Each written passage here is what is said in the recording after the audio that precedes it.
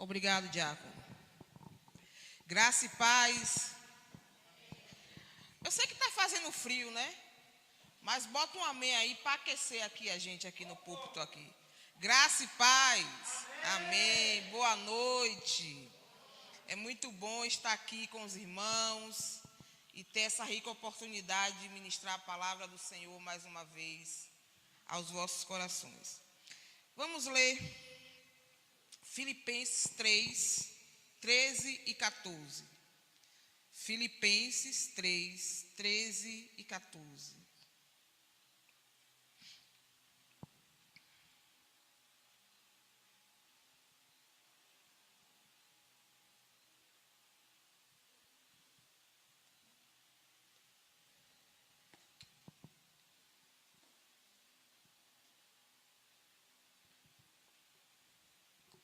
Encontraram?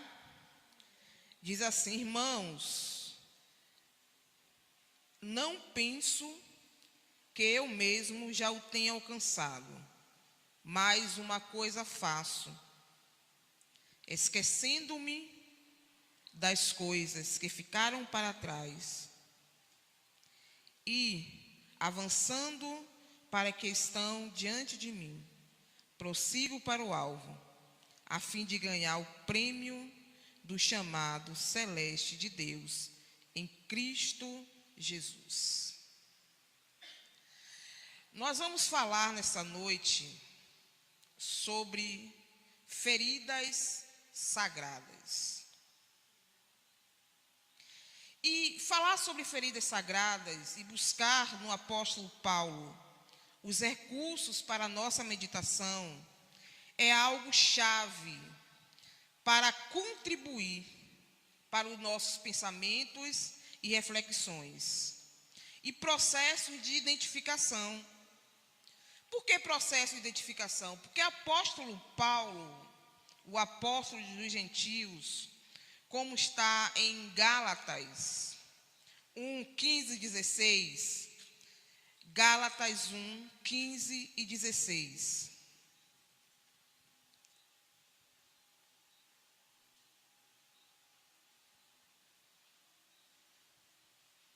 Mas Deus me separou desde o ventre materno e me chamou por sua graça, quando lhe agradou revelar o seu Filho em mim, para que eu o anunciasse entre os gentios.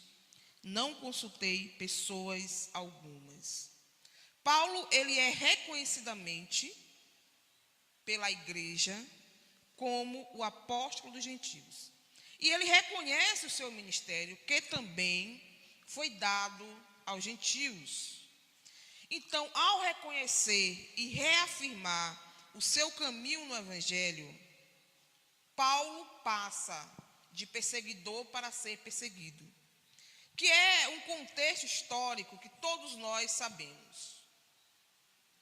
Paulo, quando estava ao caminho de Damasco, com cartas de perseguição, para perseguir os irmãos da dispersão, ou aqueles que faziam parte agora do segmento do Nazareno, daquele que seguia o Nazareno, Paulo está com cartas para prender, autorizar, prender, bater e o que ele quisesse fazer.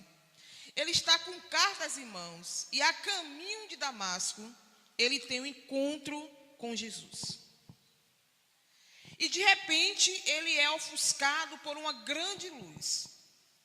E Paulo termina tendo uma breve complicação na sua visão e ele cai ao chão. E ali ele faz um questionamento, uma pergunta: quem és tu, Senhor? E ele diz, e a voz responde para Paulo: eu sou Jesus, a quem tu persegues. E de repente Paulo, ele está ali, volta, para Jerusalém, e está praticamente quase cego. E Deus levanta Ananias, um homem cristão, piedoso, servo do Senhor. E Ananias vai orar por Paulo, que ainda é Saulo de Tarso, e para que aquela cegueira ela fosse um pouco restaurada. Alguns teólogos vão dizer que o espinho na carne de Paulo ainda era reflexo da sua cegueira, que ele não tinha vista completamente, não teve a visão completamente restaurada. E quando Deus fala com Ananias para Ananias ir, Ananias se recusa. Porque Ananias pensa, não, Deus está com Alzheimer aí. Ele esqueceu do que esse homem aprontou e que se eu for lá, esse homem vai me matar. Não, sabe aquela ideia do Deus barbudo, velho, a barba branca? Sabe, Ananias, ele consegue visualizar Deus dessa forma e Deus diz, olha, Ananias, esse daí, para mim, é um vaso de honra. E ele há de padecer muito por causa do meu nome. Isso está em Atos 9, de 15 a 16. Desde então, ele, Paulo, passa a ter uma vida marcada por situações difíceis e até situações traumatizantes. Sofreu naufrágio.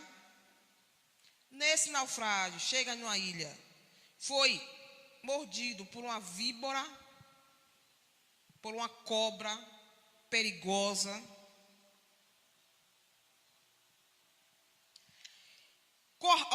Correu várias vezes risco de morte, inclusive dos judeus de Jerusalém. Ele corre risco de morte. Sofreu perseguições, não apenas perseguições do Estado, mas desconfiança dos irmãos de Jerusalém, até que se provasse que aquele era realmente um servo de Deus. Paulo é açoitado, Paulo passa por prisões, Paulo passa por necessidades. E é interessante que no texto lá de Filipenses 4:13, quando as pessoas dizem assim, tem um texto lá, né? Posso todas as coisas naquele que o quê? Não, tá, esse fortalece aí está meio fraco. Posso todas as coisas naquele que me fortalece. As pessoas utilizam esse texto e esquecem de entrar em contato com o que veio anteriormente. Que o apóstolo Paulo diz, sei passar escassez e sei ter em abundância. Em todas as situações da vida, eu sou experimentado. Ou seja, eu passo por escassez de não ter praticamente nada, passo por situações de ter tudo, passo por tristeza, passo por angústia, passo por alegria, passo por momentos de felicidade, passo por crises existenciais, de eu querer entender por que eu estou passando por isso tudo na minha vida, já que eu sirvo a Deus. Ele disse que ele é experimentado em todas as coisas. E depois que ele vai dizer lá em Filipenses 4, de 10 até o 13, no 13 que ele vai dizer, depois que ele sabe ter passado por todas as situações, ele vai dizer, posso todas as coisas naquele que me fortalece. Mas primeiro, ele relata o seu sofrimento, a sua dor, as situações que ele passou na vida por causa de acreditar em uma causa, que é a causa maior de nossas vidas, Jesus Cristo, nosso Senhor. E por acreditar no Evangelho, nos ensinamentos que Jesus passou para as pessoas. Na visão psicológica da logoterapia, Viktor Frankl ele vai dizer o seguinte, que o destino é tudo aquilo que nos aconteceu na vida. aquilo que aconteceu, que não foi provocado por mim, mas que simplesmente aconteceu. Mas nós temos uma posição diante desse destino. Nós podemos nos posicionar para mudar situações na nossa vida daquilo que nos aconteceu. Ou seja, nós temos duas possibilidades. A primeira possibilidade é estagnar naquilo que nos aconteceu. E a segunda coisa é nos posicionar para tomar uma atitude frente àquilo o que aconteceu. Nós, seres humanos, nós somos únicos e irrepetíveis. Nem os irmãos gêmeos, vitellinos, que nós dizemos cara de um, focinho de outro, tem a mesma digital. Cada um tem a sua digital. Cada um tem aquilo que o caracteriza, que é próprio de si. Por isso que nós somos seres humanos únicos e irrepetíveis. Somos construídos por nossa história, por nossas experiências de vida, por aquilo que nos marca e por aquilo que nos marcou um dia. Certamente, o que nos marca contribui para termos lembranças traumáticas, que são as nossas impressões digitais. Todos aqui, inclusive essa que vos fala, têm lembranças traumáticas, que são impressões digitais na nossa alma. E que não necessariamente essa impressão digital que está na nossa alma, ela foi colocada por nós, mas com certeza tem um dedo de outras pessoas. E são tantos dedos que estão ali,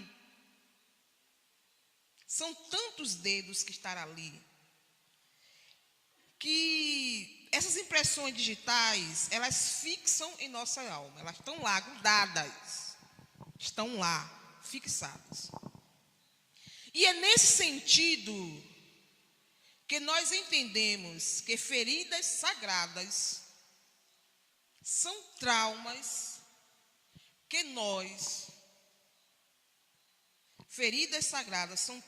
nós não queremos mexer.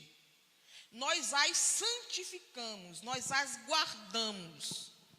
Nós colocamos em um pedestal que nós entendemos que elas têm que ficar ali, naquele lugar aonde estão. É como se você estivesse morrendo por falta de ar, mas entendesse que não precisa do ar artificial para continuar vivendo. Porque você entende que aquilo que você está passando vai passar.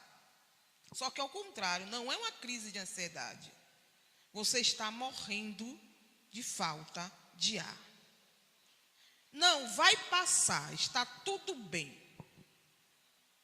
Daqui a pouco está tudo bem. E o ar está se indo, o ar está se indo, o ar está se indo. E quando você percebe na sua vida, você está um zumbi em vida. O chamado morto-vivo. Pessoas que estão vivas, mas nas suas almas e no seu psique estão completamente mortos.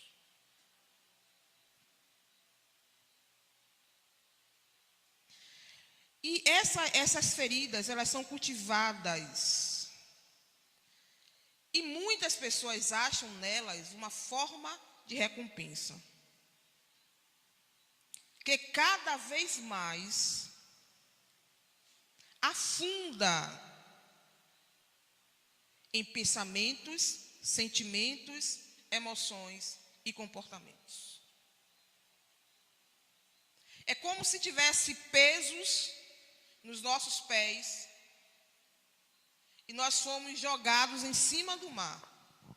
Em cima não, fomos jogados no meio do mar. E aqueles pesos, eles nos afundam. Porque nós achamos que vamos dar um jeito de conseguir destrancar aquilo ali ou se desfazer. Mas cada vez, quanto mais nós nos mexemos, ou estamos parados, nós estamos cada vez mais afundando. Em frente a essas situações, nós tomamos como base o posicionamento do apóstolo Paulo. Que no versículo 13 ele é específico. Não que eu tenha alcançado. Você pode ler o versículo anterior para entender o que Paulo quer dizer. Mas ele está dizendo, olha, não que eu o tenha alcançado. Mas ao contrário disso, eu vou tomar um novo posicionamento. Eu vou deixar para trás as coisas que me aconteceram. Algum desses eventos que eu relatei anteriormente. Eu vou deixar para trás as coisas que me aconteceram. Esquecendo-me das coisas que para trás ficam, eu tenho um único objetivo: continuar no alvo de Cristo Jesus, que é a minha soberana vocação. O apóstolo Paulo, ele tomou um posicionamento frente a todas aquelas situações e a todas as marcas que haviam dentro da sua alma. Marcas que ele provocou quando perseguia a igreja e marcas que provocaram nele quando ele passou de perseguidor a ser perseguido. Paulo, ele se posicionou, ele não cultivou suas feridas para que não se tornassem sagradas. Paulo, ele entendeu as coisas que lhe aconteceu, mas ele entendeu um segredo, que ele precisava se posicionar frente a tudo aquilo o que ele havia vivido. A gente tem uma ilusão que pode ser inconsciente, mas muitas vezes a gente tem uma ilusão que diz: o tempo cura tudo. O tempo não cura. Você procrastina a sua cura, ou você sabota, ou você se acostuma a viver de maneira que não vai lhe trazer bons resultados. O tempo não cura feridas. O tempo protela a cura dessas feridas. E nós devemos entender que se nós ficarmos no porquê que isso me aconteceu, no porquê que isso me aconteceu, no porquê que isso me aconteceu, nós não vamos ressignificar a nossa dor. Nós não vamos ressignificar a nossa história. Nós não vamos ter a oportunidade de criar mudanças positivas na nossa vida, até que nós mudemos o porquê para o para quê que isso me aconteceu. Para que isso me aconteceu? Para que na minha infância eu passei por coisas difíceis? Muitas vezes você pode ter tido uma mãe cruel, para no para que lhe ensinar a ser uma mãe melhor do que ela foi para os seus filhos. Muitas vezes você pode ter tido um pai ausente para lhe ensinar a você presente para os seus filhos. Isso é ressignificar a sua história, dar um novo sentido de vida. Muitas vezes você teve um pai alcoolista, ou etílico, né? A nova moda agora, a nova palavra agora é etílico. Ou você teve muitas vezes um pai etílico para lhe ensinar que a dependência alcoólica não vai levar a você ao lugar nenhum, ou vai apontar dentro de você uma grande ausência ou uma grande falta, que você não consegue dar sentido a ela ou substituir ela.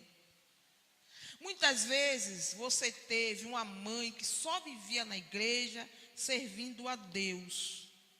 Não perdia um culto. Se tivesse de manhã estava lá, se tivesse de tarde estava lá, se tivesse de noite estava lá. Se a igreja abrir de segunda a sábado, sua mãe está lá de segunda a sábado. E muitas vezes a mãe está lá de segunda a sábado porque está fugindo das perturbações que tem dentro de casa. E com isso ela se torna uma mãe completamente ausente para com os seus filhos. E a atitude dela possa lhe ensinar que você tem que ter equilíbrio até para servir a Deus. E que você é responsável pelos problemas que acontecem na sua vida, porque problemas precisam ser resolvidos e não procrastinados. Problemas não é para deixar para lá, que depois eu resolvo. Porque isso vai criar uma bola de neve tão grande, que quando você parar para resolver, você não vai, muitas vezes, ter mecanismos para isso. Situações assim geram comportamentos. E muitas vezes você está preso no passado, porque sua mãe era assim, porque seu pai era assim, porque seu avô era assim. E muitas vezes você conta a sua história de vida e você entra no processo de comiseração. Você está tendo autopiedade de si, mas que na verdade não é uma autopiedade, é uma forma de alimentar a autopiedade do outro. Para o outro sempre lhe ver como coitado, como alguém que está passando por uma situação e que não consegue sair. Certa vez, eu ouvia uma senhora, toda vez ela falava que o marido deixou ela cedo. E ela falava que o marido deixou ela cedo e que ela teve que dar conta dos filhos. Primeiro que foi um casamento arranjado. Aquele casamento, olha, você vai casar com fulano. Casar cedo para ter filho logo cedo, para não dar trabalho. Aí o homem não tinha renda, trabalhava para si, trabalhava com terra, morreu. Deixou ela, parece, com 7 filhos. Essa senhora contava a vida dela com uma pena. Ah, porque eu vivia assim, eu vivia assado, eu vivia assim, eu vivia assado. Eu começando, ela conversando comigo, isso ela conversou várias vezes. Eu acho que ela pensou que tinha esquecido o que tinha me dito. E ela falou comigo várias vezes. Eu olhando assim para ela, eu entendi uma coisa. Ela tinha uma raiva do marido, que ela não conseguiu perdoar o marido, porque o marido morreu e deixou ela com 7 filhos. Ela nutria uma raiva. Ela falava do marido, só que ela achava que ela estava falando como se ela tivesse... Ela queria, na verdade, criar um ambiente de autopiedade para ela, mas não é autopiedade para ela. É que o outro tem a piedade dela, da história da vida dela. Só que ela estava colocando nas palavras dela uma raiva pelo marido. porque ele morreu e me deixou com 7 filhos. E essa mulher, há tanto anos de viúva, ela não conseguiu perdoar esse homem. Agora, quem quer morrer, pelo amor de Deus? Quem quer morrer, pelo amor de Deus, de novo? Belinha já falou ali que não quer. Quem quer? E ela estava tão presa nisso, que ela não conseguia perdoar o marido dela. Ela culpava o marido dela e culpa até hoje, porque o marido dela fez isso com ela. E eu cheguei a uma outra conclusão. Eu disse, vai chegar uma época que ninguém mais vai ter pena dela, como eu já não estou tendo mais. Porque você ouvir a primeira vez é uma coisa, você ouvir a segunda, você já atenta, já liga o sinal. Você ouvir a terceira, a quarta, você já não tem mais pena. Porque você ali já conseguiu captar que aquela mulher está com raiva daquele homem, não consegue perdoar aquele homem e está remoendo essa raiva para o resto da vida. E ela vai levar essa raiva para o túmulo dela. Infelizmente, ela vai levar essa raiva para o túmulo dela. E muitas vezes nós nos apropriamos de uma história da nossa vida, porque nós estamos querendo que as pessoas tenham pena e compaixão de nós. Você está errado, você não precisa e não deve querer que as pessoas tenham pena e compaixão de você, porque isso não lhe pertence mais. Isso não é seu. Você precisa enxergar que o seu sentimento, ele precisa, você precisa dar um outro olhar, porque enquanto você não der o outro olhar, ninguém vai olhar para você de uma outra forma. Vai ali a pobre coitada. Só que chega uma hora que aquela pobre coitada não vai existir mais para o outro, vai existir apenas para você. E você vai ficar igual a um mendigo ou uma mendiga emocional, que está à margem, pedindo ao outro para que olhe para você. Sendo que você precisa olhar para você. E entender que feridas precisam ser tratadas. Elas não precisam ser sagradas. Elas não precisam estar em um altar do seu coração, da sua alma. Ela não precisa ser alimentada dentro de você. Essa pena alheia é o que destrói muitas pessoas que estão à margem emocionalmente falando. E você não precisa estar à beira da estrada. Você tem que estar na estrada. Você precisa aprender a caminhar apesar de. Para que isso me aconteceu? Eu preciso encontrar essa resposta para definir o sentido das coisas, o sentido dessa dor, o sentido dessa ferida, o sentido por que aquela mulher não perdoa esse homem que já está tanto tempo morto. Ela continua ainda tendo raiva, odiando esse marido que morreu e deixou ela com não sei quantos filhos, 7 filhos. E ela passou muita dificuldade para criar esses filhos. É como se esse marido estivesse penalizando ela por alguma coisa que ela fez, que ela não fez. E que ele não morreu porque ele quis simplesmente morrer. Ele morreu, aconteceu. Foi uma fatalidade. Fatalidades nos acontecem. Mas o perigo está quando nós usamos dessa fatalidade para nos tornar um pobre coitado emocional. Estamos pedindo para as pessoas esmolas emocionais. Deus não quer isso para você.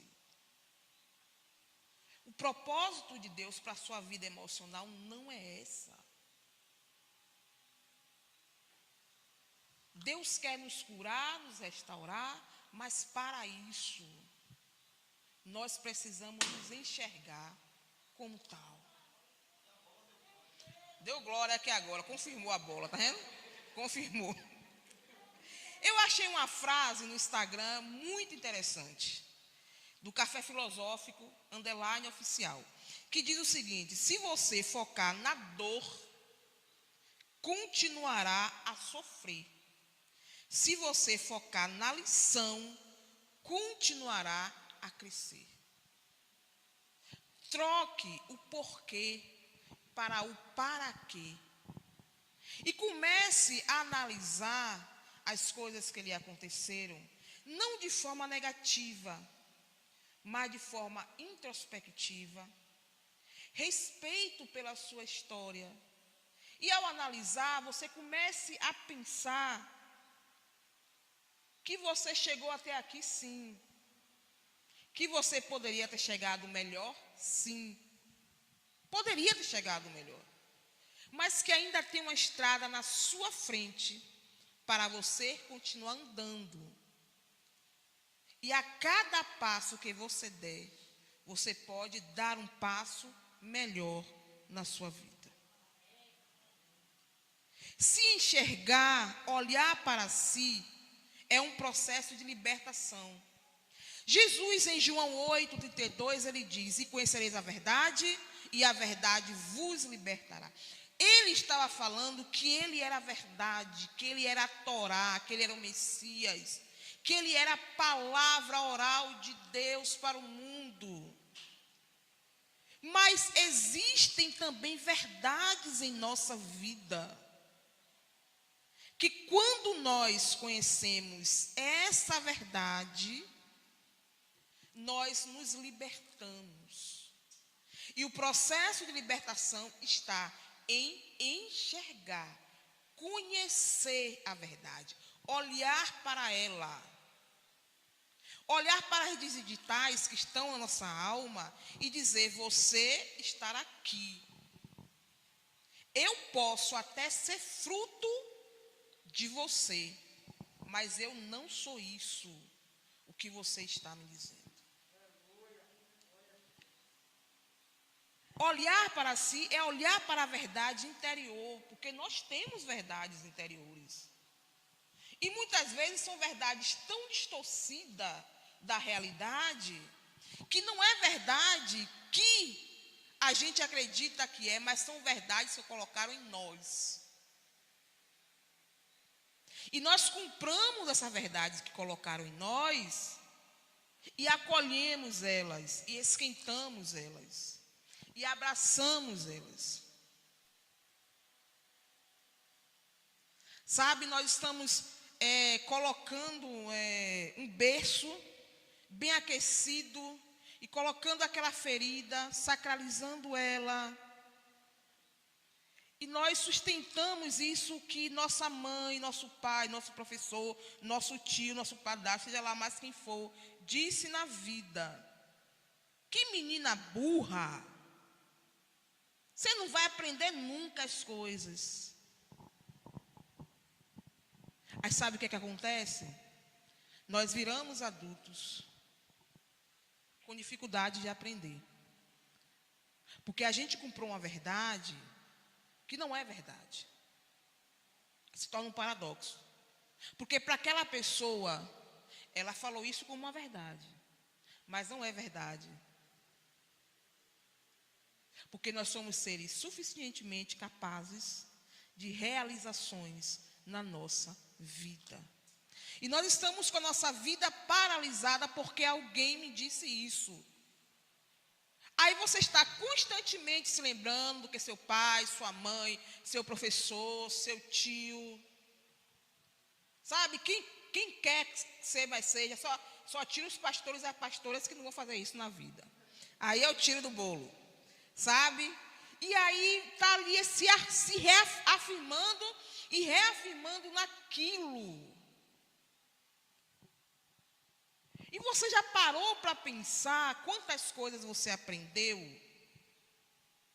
Eu sempre, quando atendo, e isso cabe, eu digo o seguinte: olhe, confronte o seu pensamento. Porque se você confrontar o seu pensamento, você vai ver que aquilo que ele está lhe dizendo não é uma verdade, é uma mentira. Porque as pessoas que dizem assim, ó, eu não aprendo nada. Se eu pedir uma lista para aquele paciente fazer, ele vai botar tanta coisa, que eu vou dizer, você não aprende nada. É porque o nosso ouvido está acostumado com aquilo que ouviu. E a nossa mente está reproduzindo aquilo o tempo todo. Confronte o seu pensamento. Você aprende, você é capaz. Você é capaz de realizar coisas que nem você imagina que é capaz de realizar. Eu nunca me dei bem com a matemática, mas eu sei fazer conta, sabe? Pelo menos um 3 mais 2 que é igual a 5, um 2 mais 2 que é igual a 4, 5 mais 5 é igual a 10, pelo menos isso eu sei fazer. Não sou amiga da matemática, não. Sou preguiçosa para ela, isso é verdade. Ah, eu conto. Dessa parte eu não me atrapalho, não. Entendeu? E muitas vezes nós estamos, irmãos, paralisados, irmãos. Paralisados. O desafio é fazer crescer em cada pessoa o amor à vida e a capacidade de encontrar um sentido em cada situação da existência. Brusone 2018. Nós somos o tempo todo desafiados pela nossa existência a vencer barreiras e obstáculos. Sabe, aquela imagem das Olimpíadas, que é aquela corrida com obstáculo, que você vai correndo e pulando o obstáculo, vai correndo e vai pulando, vai correndo e vai pulando, até você chegar até o final. Você vai correndo e vai pulando. Não é fácil correr e pular obstáculos. Aquelas pessoas treinaram muito. Mas elas estão ali, além de ser treinadas, é porque elas acreditam que elas são capazes de correr e pular obstáculos. Elas são capazes de correr e pular obstáculos. E nós precisamos entender que o amor à nossa própria vida é um amor que nos liberta da ausência da vida do outro, que foi colocada em nós. E Jesus, ele nos convoca o tempo todo a conhecer a verdade. Quando alguém lhe diz você não pode, não é a sua verdade. É a verdade dele, mas não é a sua verdade. Que ele fique com a verdade dele e você tem a sua verdade. Porque você pode, porque você é capaz, porque você é um ser que tem plenas condições de autorrealizar-se na vida. Que tem plenas condições de isso. De fazer e acontecer e fazer bonito. O desafio de si mesmo é alcançar a sua autotranscendência. Transcender para alcançar. Quando a gente fala de autotranscendência, nós estamos falando de uma capacidade que o ser humano tem de se abrir para o mundo, que é se abrir para si e se abrir para o outro. É estar aberto para as possibilidades que a vida dá. É estar aberto para mudar o olhar sobre determinada situação e para mudar a lente sobre si mesmo. É estar aberto para dizer, eu não sou o que fizeram de mim. E pelo fato de eu não ser o que fizeram de mim, eu vou me posicionar diante dessa situação.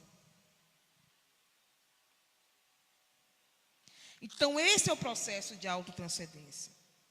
Se abrir para as possibilidades. Não somos o que fizeram de nós, mas nós podemos ser o que nós escolhemos ser. Você não é o que fizeram de você, mas você pode ser o que você escolher ser.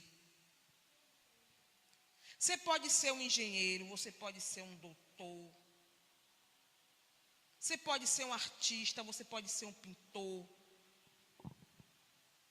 Você pode ser o que você quiser ser na vida. Porque a graça e as possibilidades Deus já entregou a você. Falta apenas nós nos encontrarmos com as possibilidades que Ele entregou, nós reconhecermos, porque a graça está derramada em nós o tempo todo.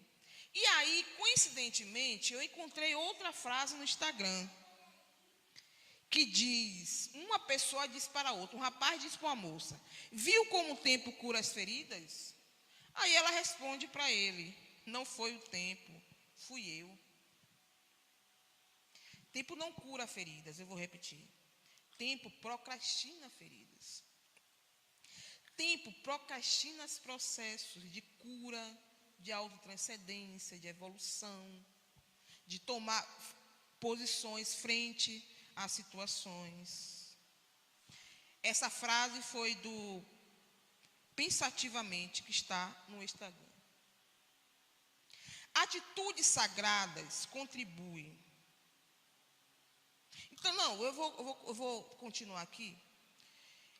E você pense em uma história do Antigo Testamento. A vida de Jó. Jó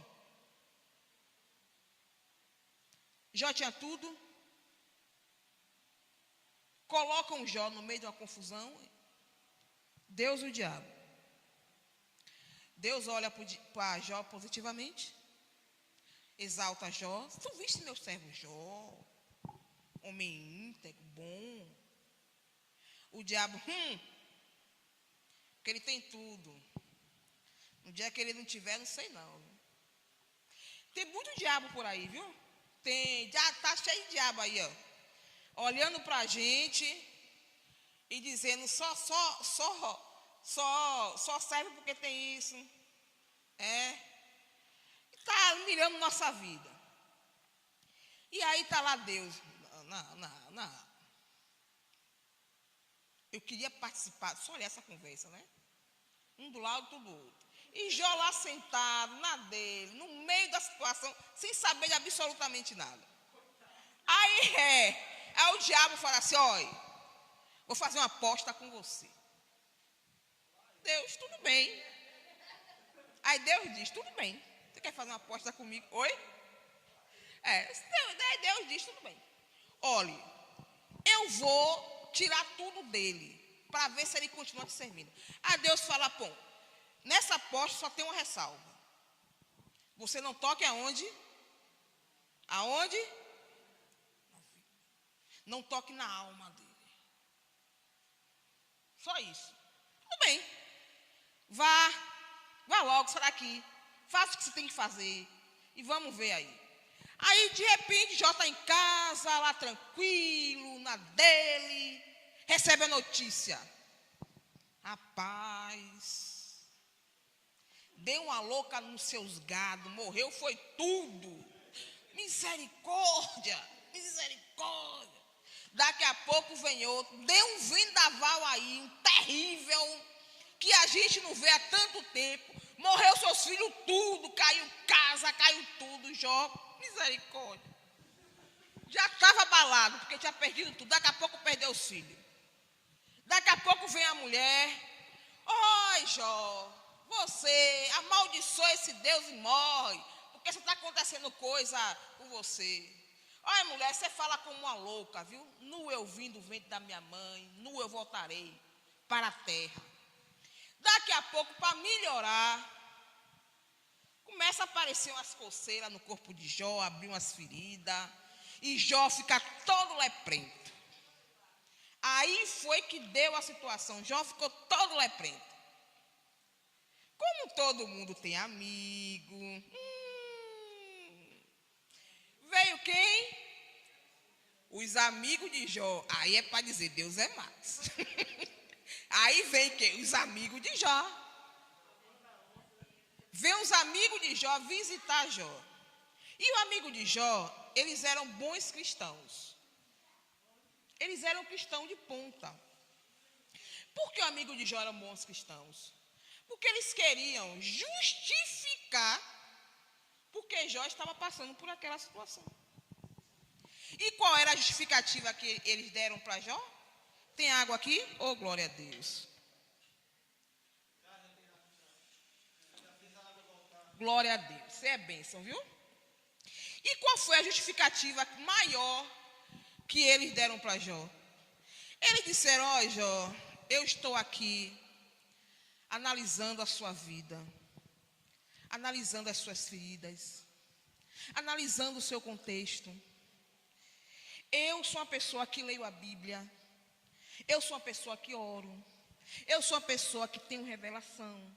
Nós 4 aqui frequentamos a igreja, somos cristãos fervorosos e nós chegamos a uma conclusão, Jó. Ô Jó, você está em pecado. Isso que aconteceu, Jó, é pecado. Você tem agora, Jó, que jejuar. Você tem que clamar, você tem que pedir a Deus misericórdia para Ele não levar a sua vida. Porque o pecado é tão grande que Deus está em tempo de te levar, Jó. Não. Aí Jó é Silvana, não aceita aquilo. Jó tem o espírito de Silvana. Não aceita isso não. Não é possível. As coisas acontecem. As coisas acontecem na nossa vida. E não significa que eu estou em pecado. Não, Jó, os 4 amigos dele levantaram toda uma construção teológica para afirmar que Jó estava em pecado. No final de tudo, entrando para o final da história, Deus começa a dialogar com Jó. Quando Jó começa a questionar a Deus, que ele tinha um direito, é claro, e Deus pacientemente começa a dialogar com Jó. Deus dialoga com Jó, leva a Jó a reflexão. Ó, Jó, as coisas não é bem assim e tal. Só não ocultou a questão lá do diabo, né? As coisas não é bem assim. E de repente, Deus mudou a sorte de Jó. E disse, Satanás, você perdeu. Se saia daqui, porque você perdeu. E Jó mesmo provou que ele há de me servir na tristeza ou na alegria, na fartura ou na escassez, na saúde ou na doença. Olhe que isso é um contrato de casamento, viu? É um contrato de casamento. E aí o que acontece? Deus muda a sorte de Jó. A Bíblia diz que os gados de Jó triplicaram, ele teve o dobro de filho e teve uma mulher mais bonita do que a primeira.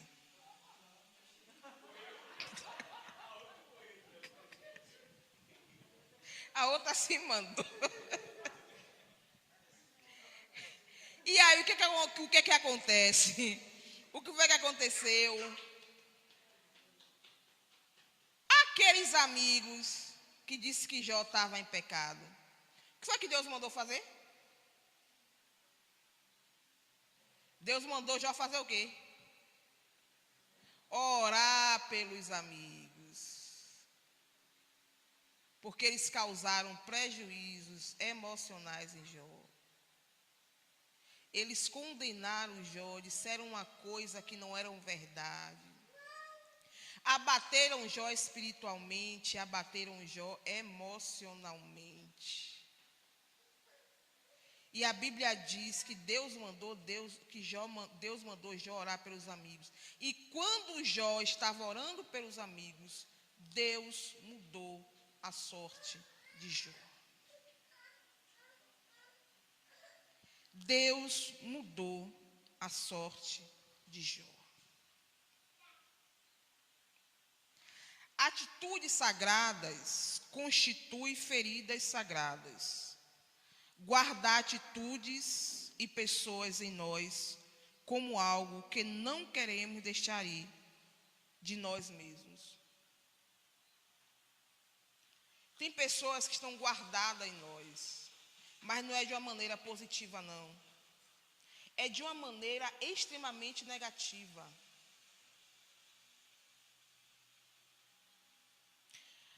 Muitas vezes aconteceu um fato na sua vida. Você não cansa de dizer quem fez e o que fez com você. Mas não é um fato positivo, não. É um fato negativo.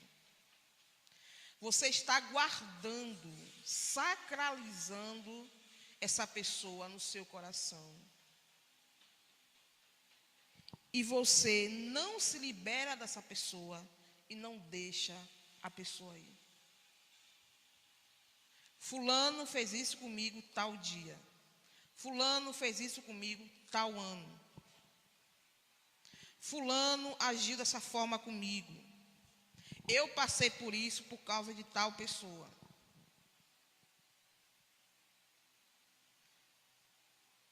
Sabe aquela senhora que eu contei a situação, caso verdade? Ela sacralizou o marido dela na alma dela. E ela não deixava que ela auto se libertasse daquela situação. E muitas vezes nós estamos assim, irmãos. Sacralizando pessoas dentro de nós. Lembrando de coisas que não vão nos fazer bem, ao contrário, só vai trazer para nós automutilação emocional. Você está guardando e se automutilando. Sabe aquelas pessoas que existe uma cultura que quando você está na época da Sexta-feira Santa, existem os homens que se flagelam. E as costas ficam todas sujas de sangue, cortadas e sujas de sangue. É um quadro triste. Mas ao mesmo tempo aqueles homens acreditam que eles vão alcançar alguma graça de Deus. Dessa forma. E sabe aonde começa a história também do flagelo? Começam com padres que viviam muitas vezes em mosteiros. Quando eles faziam algo que estava relacionado a uma atitude sexual, após ele fazer aquela atitude sexual, eles iam se flagelar. Porque achava que através do flagelo, do autoflagelo, eles estavam alcançando o perdão de Deus. Só que ninguém precisa mais auto se flagelar, porque o Filho de Deus já foi flagelado, para que nós alcancemos o perdão de Deus. Muitas vezes nós estamos flagelando as nossas emoções, porque não temos outra perspectiva em nossa vida. Em Lucas 5, de 1 a 11, vai falar sobre a pesca maravilhosa. Jesus toma emprestado o barco de Pedro. E aí ele se afasta um pouquinho para que as pessoas ouvissem ele melhor. Depois que ele prega a palavra, ele chama também os companheiros de Pedro que estavam ali para serem pescadores de homem. E há uma coisa aqui bem interessante, que Jesus diz que eram para eles jogarem a rede novamente no mar. E Pedro, sempre Pedro, diz assim: Senhor, Nós pescamos a noite toda e não pegamos nada, mas sob tua palavra nós jogaremos as redes. E a Bíblia diz que eles pegaram muitos peixes, ao ponto de romper a rede. E eram peixes altamente grandes, pesados. Foi uma fartura de peixes. E o que é que nós aprendemos com esse episódio bíblico? Nós aprendemos que muitas vezes nós precisamos de uma palavra para mudar a perspectiva de nossa vida. Nós precisamos ouvir, escutar, enxergar como estamos e o que nós precisamos ouvir para mudar a perspectiva da nossa vida. Deixa aí quem te machucou. Isso pode ser penoso com você, mas você precisa se permitir. Deixa aí quem teve atitudes com você que feriram sua vida. Deixa aí seu pai, sua mãe, seu irmão, seu tio, seu padrasto, seu avô. Deixa aí seu marido, deixa aí seu filho, deixa aí quem possa ser. Se desvincule dessa pessoa. Se desvincule dessa pessoa, para que a história de sua vida comece a ter mudanças. Para que a história da sua vida comece a ter projeções boas. Aqueles discípulos precisaram escutar a Jesus. E eu digo para a gente hoje que além de nós escutarmos, nós precisamos nos enxergar como nós estamos. Porque só se enxergando, nós vamos proporcionar mudanças em nossa vida. Feridas sagradas não merecem serem cultivadas, mas feridas precisam ser tratadas para serem curadas. Se posicione e comece a mudar a chave da sua existência. Se posicione e comece a mudar chaves, pensamentos na sua vida. E quando as coisas vierem à sua mente, interrogue os seus pensamentos. Interrogue o contexto que aquela pessoa lhe disse isso.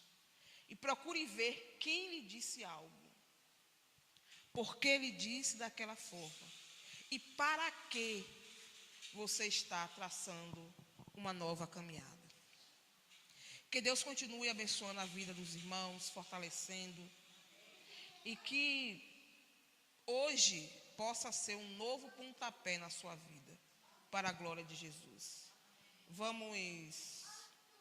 Vou dar a bênção e os irmãos estarão dispensados. Podemos ficar de pé? Amém. Hã? Foi a mesma, né? Então ela... Oi? As filhas que eram mais bonitas. A mulher ficou mais formosa e se converteu.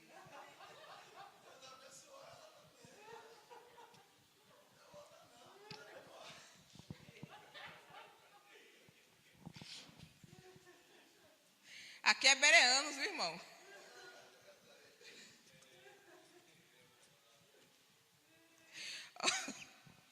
Que o Senhor te abençoe e te guarde. Que o Senhor faça resplandecer o seu rosto sobre si. Que o Senhor tenha misericórdia da sua vida e te dê a paz. Tenha uma semana abençoada, restaurada, reflexiva e de novos posicionamentos, em nome de Jesus. E sabendo que a mulher de Jó foi a mesma, viu? Saia daqui entendendo isso. A mulher de Jó foi a mesma. Deus abençoe os irmãos. Tchau.